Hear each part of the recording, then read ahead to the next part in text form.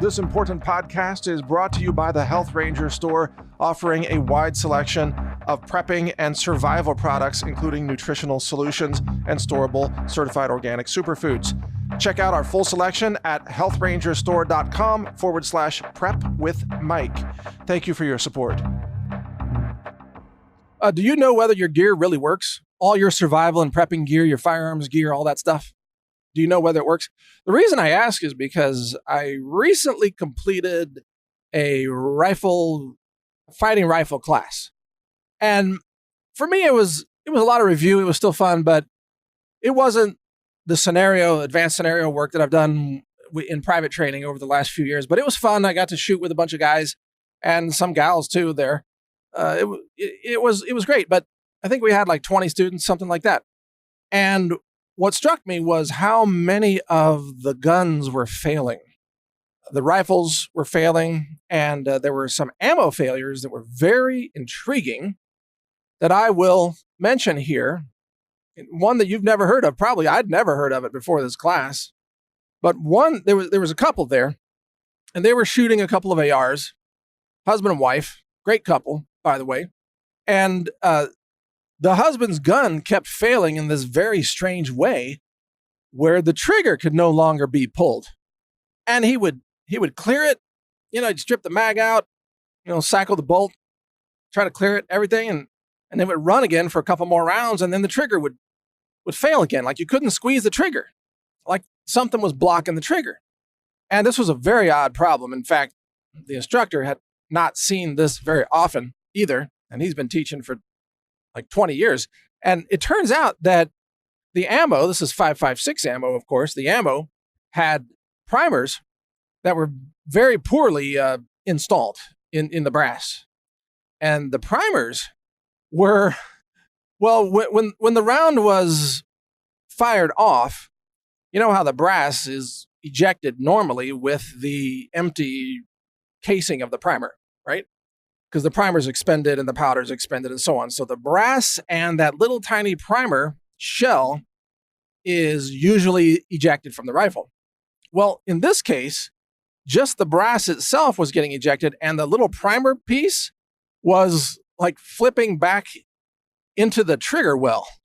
And that little chunk of primer shell was rattling around in there until it got caught in the trigger. And you know how the trigger is two pieces of metal meat, and there's a couple of springs in there, and there's rotating parts. You put a chunk of metal in that, guess what? Trigger doesn't work anymore. And that's exactly what happened. And it was an ammo failure that looked like a gun failure, but the gun was fine because the next day the guy switched out the ammo and everything ran just fine. In fact, he had me run some of that ammo because I wanted to see if it would fail in my gun. And so I think I just shot a magazine full of that ammo. I didn't have any problems with it, but it could have been just luck. Seems like it had a failure of 1 out of every maybe 100 rounds, something like that. So my point is that you might be sitting on some ammo at home. Maybe you got 1,000 rounds stored, or if you're a Texan, you have at least 10,000 rounds stored, right? And it's possible that maybe 1 out of 100 of those rounds is going to jam up your gun, and you don't even know it yet, because you haven't shot that ammo. And this guy in the training, if he hadn't started shooting that lot of ammo, he never would have known that lot was bad. Don't use that ammo, or you might die in a conflict because your gun becomes useless when a little chunk of metal gets stuck in the trigger. And then there were other failures in the class as well. People had problems with sling attachments. People had problems with optics, of course.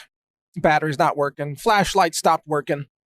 I think aim point, the instructor of this class really dislikes aim point because he says aim point devices, which are like rifle scopes and lights and things, different kinds of hardware, I believe, that aim point devices just stop working after you put them on a rifle and go through a class.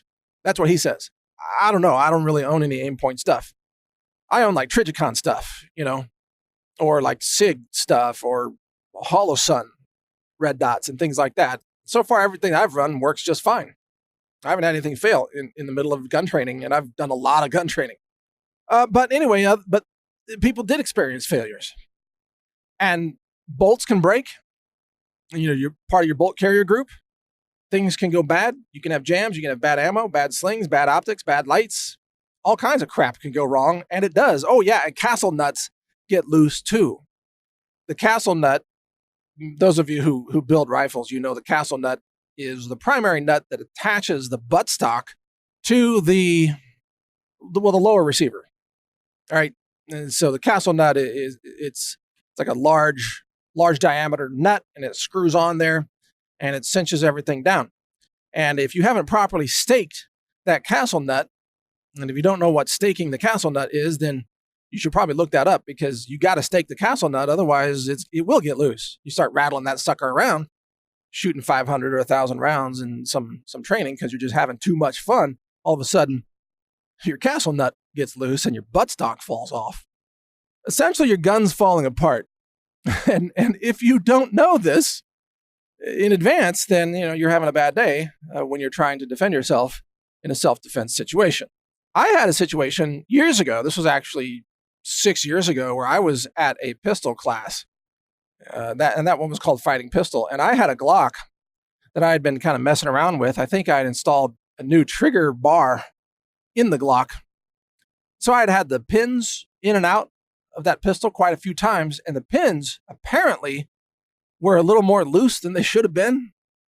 And in the middle of the class, as I was running drills with my pistol, one of the pins walked out of it and the slide came off. And I'm standing there holding a polymer Glock lower in my hand. Like, what good is this? So you do what they do in the movies. You throw the pistol at the bad guy, right? Don't they always do that in the movies? Of course, they do that when the pistol is still perfectly good, which is insanely stupid. But I was standing there with basically half a pistol because the slide had just come off. And without the slide, you don't have a pistol. So I have in the past suffered that kind of a failure. But again, I think that was my own fault. I don't blame Glock for that. I think I had the pins in and out of there too many times. They might have even been aftermarket pins. Who knows? Which is a horrible idea, by the way. Don't buy aftermarket pins. You don't need them. I know guys are like, I have to have titanium pins. Like, really? You got to have titanium pins? Yeah, they're lighter. Oh, really? So your pins that currently weigh like 0.1 grams, now they weigh 0.095 grams? Wow, you shaved an amazing 0.005 grams off your pistol. That is amazing. And for only $30, that's amazing. You don't need lightweight pins, folks. The pins don't add any significant weight to anything. If you want to cut some weight off an AR, get a slim, like, pencil barrel. But then again, you can't run it as hard as a big, thick, heavy-duty barrel. So, there are trade-offs. But in any case, check your gear, folks. Use your gear. Shoot your pistols, shoot your rifles. Check out your ammo. How about your camp stoves? You know how to light them? You know how to use them? You know how to boil water? You better check your gear, because a lot of gear that you think you have stored away, you're thinking, it's good. Things get bad, I'll just grab that gear, whatever it is, and it'll just work right away. And you find out, you have a helmet and the chin straps don't work, or they just fall apart. There's a lot of broken gear. It's probably in your storage right now. You just don't know it yet. So use what you have. Check it out. Do a little camping trip. I don't know. Camp in your own backyard if you have to. I mean, keep it legal and everything, but try out your gear. Otherwise, you don't know what works and what doesn't work. That's why in my house, I have several go-to rifles, and I know they're good because I've trained with them. I got thousands of rounds through those rifles. I know they're reliable. I don't have to think about it. It's not some brand new rifle that's a big what if. And that's half the reason I train with rifles, just so I know what's going to be reliable when I actually need one. And that's the best way to do it. Train with them. And then you know what works. Do all the training, on the ground, on your knees, upside down, shooting under cars, shooting around barriers, bilateral shooting. Shoot with your left hand, shoot with your right hand. Shoot at night, low light shooting, shoot with a flashlight, shoot with night vision. All that stuff. If you don't try it, you don't know what works. So I hope you agree that's just good common sense advice. Thanks for listening. Mike Adams here, the Health Ranger. I publish a website called gear.news that's all about survival gear. Check it out at gear.news.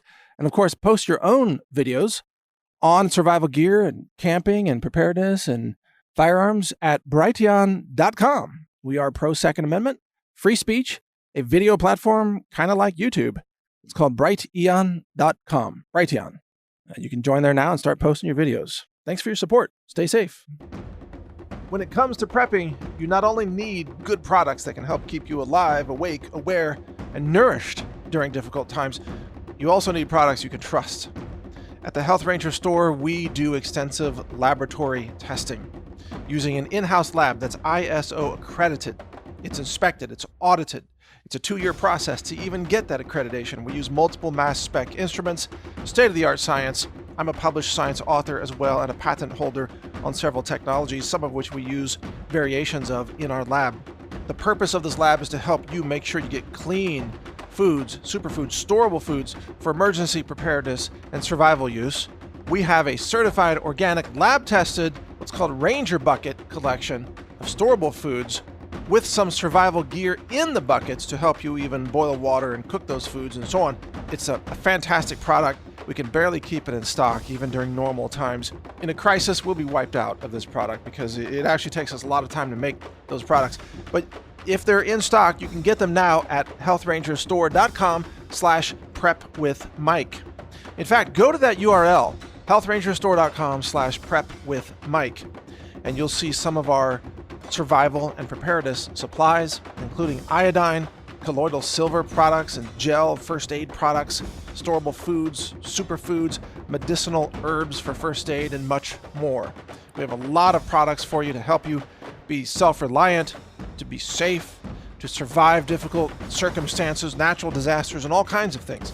If you want to get prepared, do it with us at the Health Ranger store so that you know you're getting safe, clean, laboratory-verified preparedness foods, supplements, and other related products. Again, the URL is healthrangerstore.com/prepwithmike. All one word, no spaces. Prep with Mike. I'm Mike Adams. Thank you for your support.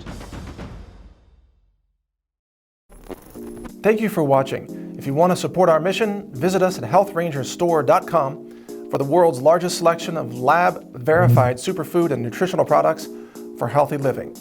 It's at healthrangerstore.com.